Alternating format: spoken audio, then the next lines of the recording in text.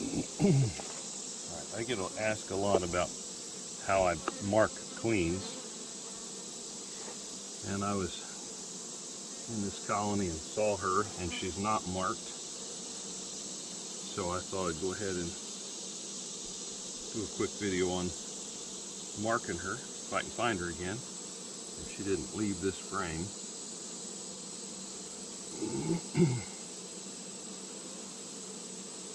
She's a bit darker queen, so that makes them harder to find when you're working the colony, so marking them when you do find them makes it easier to find them again later. Now that I say that, I've set my camera up, and she probably moved to a different frame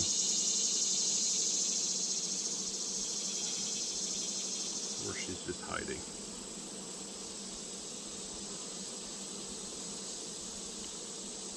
If you have trouble finding a queen, sometimes they get down in the edges of the frame, and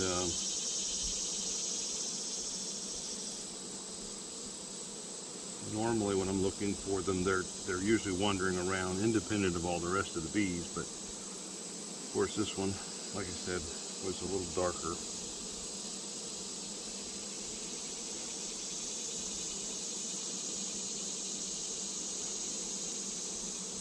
I was going to do a mite check with this frame. I'm going to go ahead and shake some of the bees off. I may find her in the tote.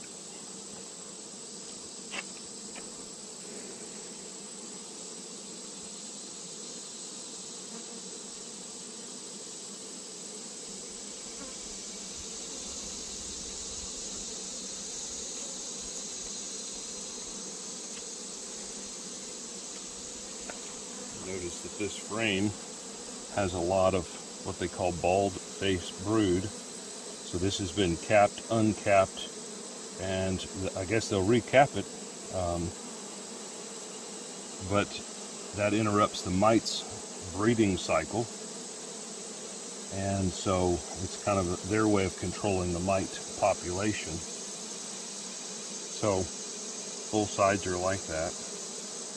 We've been through a dearth in the last part of July, and now we're back into a flow. They kind of stopped laying brood for a while. Now they've picked back up again.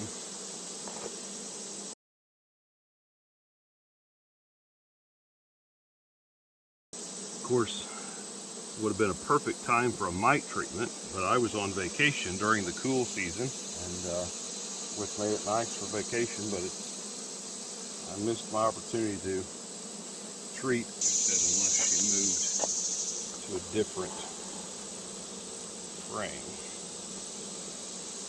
while I was not looking.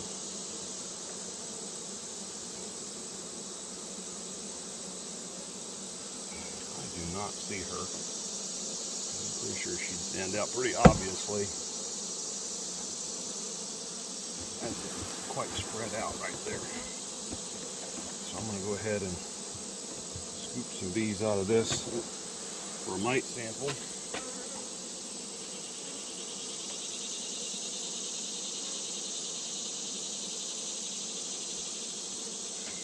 And put them back in here.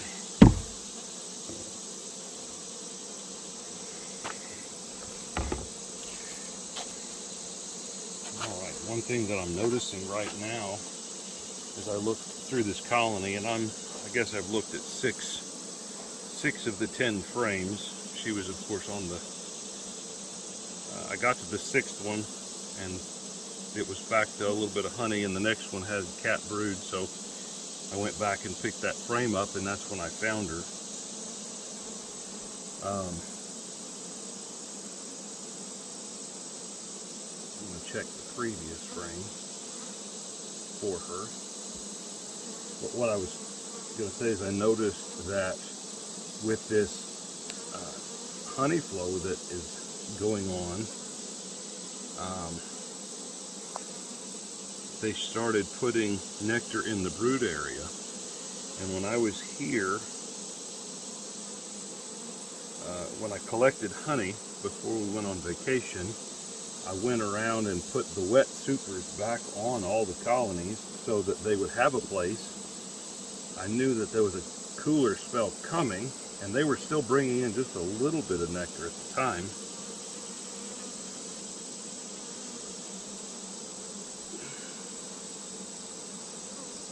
But this is the third frame in, and it's full of honey. It's full of nectar. So they're not, when I took the super off, there was a little bit of nectar in there, but they're mostly storing it in the brood chamber. And the big challenge with that, of course, is they will be more likely to swarm. The same one I shook, and that's how fast they got back on there to feed them babies. Still don't see her. She could have moved to the side of the box. She could have moved with this one frame the other direction.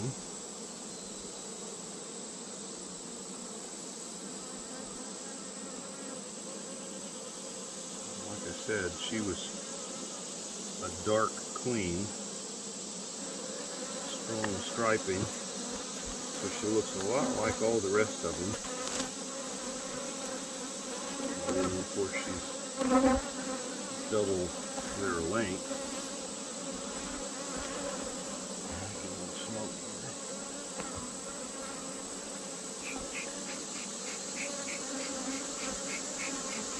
What's interesting is before we left for vacation,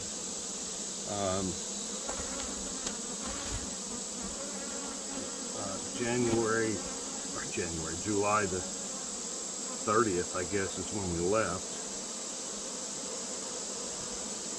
And notice all of the uncapping, recapping on that one. I was working the bees without a veil, without a jacket, without anything.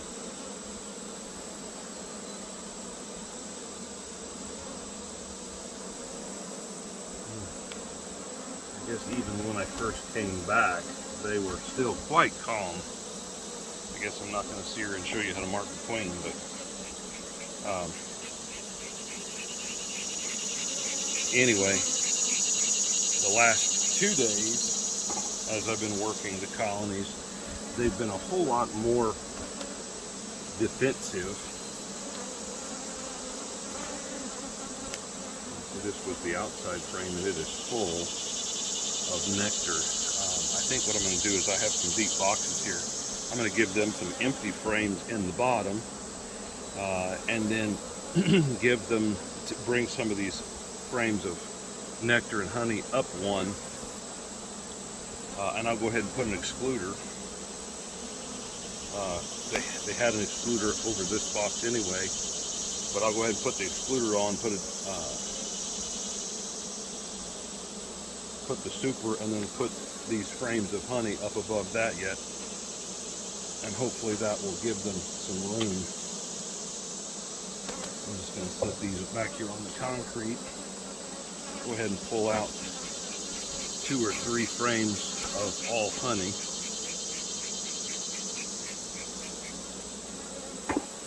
And give them, before I put the excluder back on, I'll give them some empty frames that she can lay in.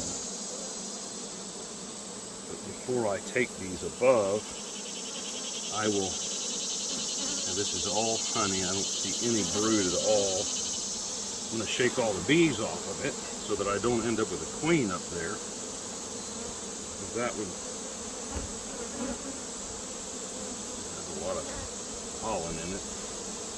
May not be a good one to put up there.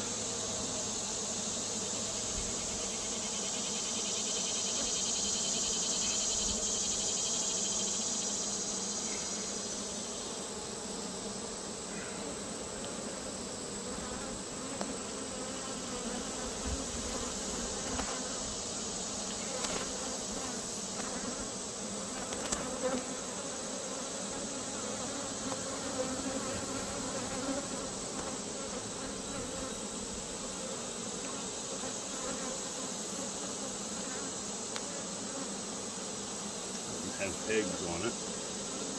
Don't want that one up top.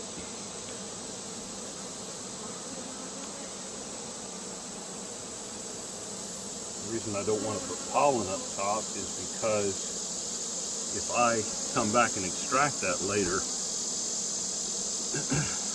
then I've got a pollen frame, a frame that has pollen stored in it,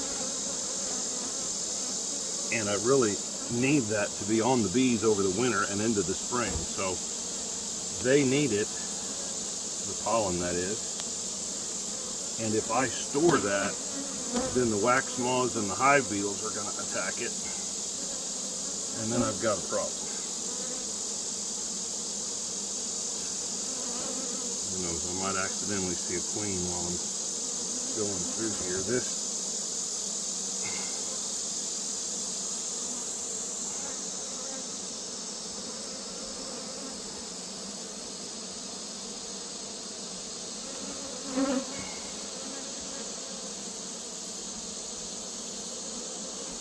is a drone frame.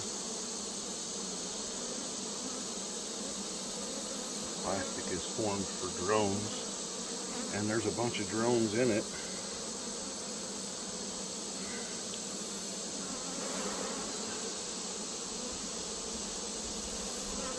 She definitely doesn't need drones this time of year. So I'm going to move that. I'm just going to move it to the outside edge.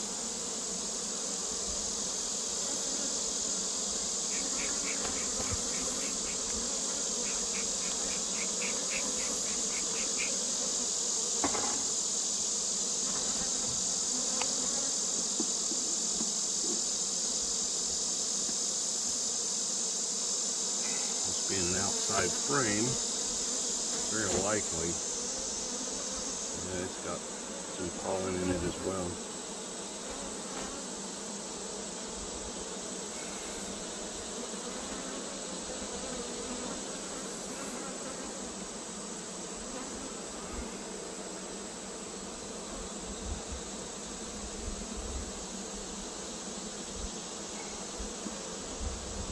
Drone brood on the very outside of the box. Looks like I've only take that pollen frame.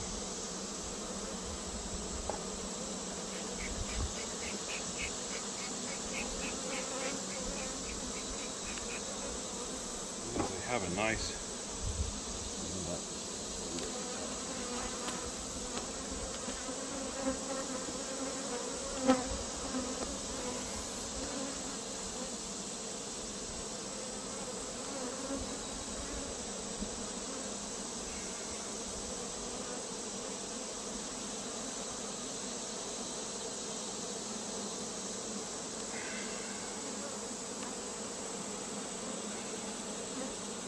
did see that queen again.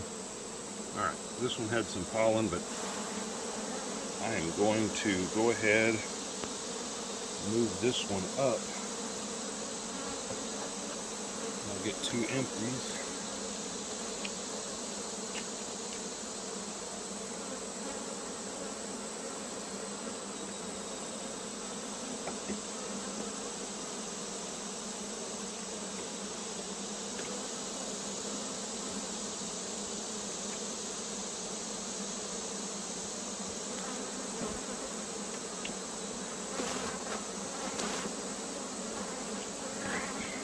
Here is 2 frames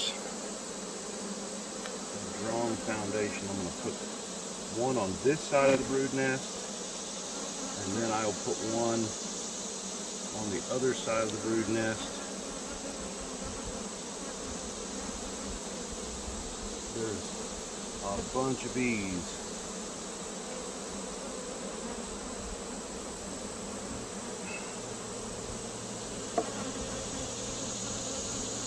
Commented in my video yesterday when I was mite checking.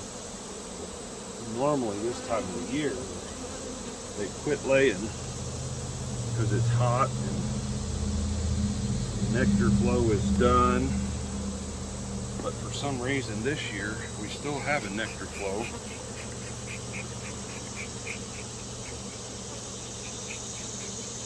Always want to center your frames, especially in your brood chamber, to the center of the box.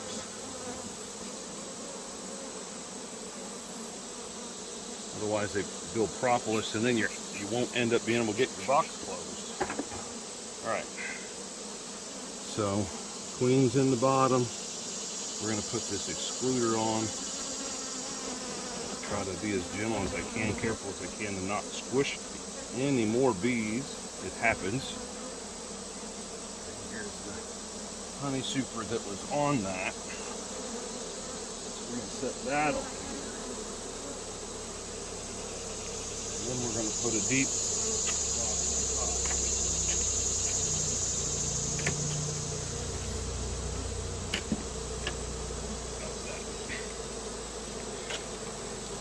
hopefully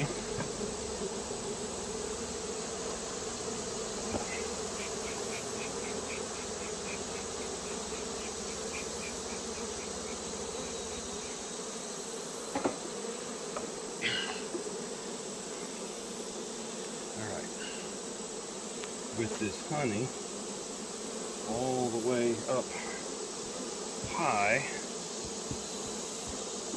Now this box it only had 9 frames in it, and you can do that in a honey super.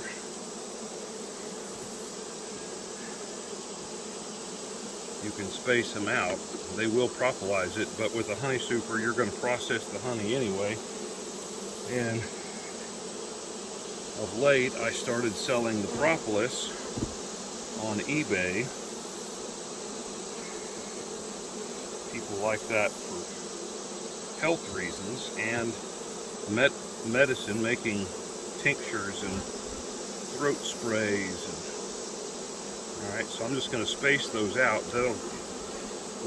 If they build this, store honey in it, they will build those frames fatter. So when I cut the cappings off, it will make it easier to do my job. Now this one had an old nasty lid on it.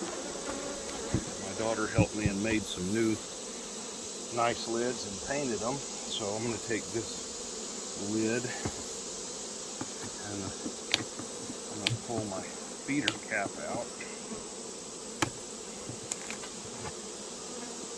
Probably another video, but I cut holes in the top of every lid and I bought plugs to fit. I guess I cut the holes to fit the plugs that I ordered, but I think that's a 2-inch plug. And when she made them, the paint kind of gets in the way a little bit. Alright girls, I'm covering you up. It's alright.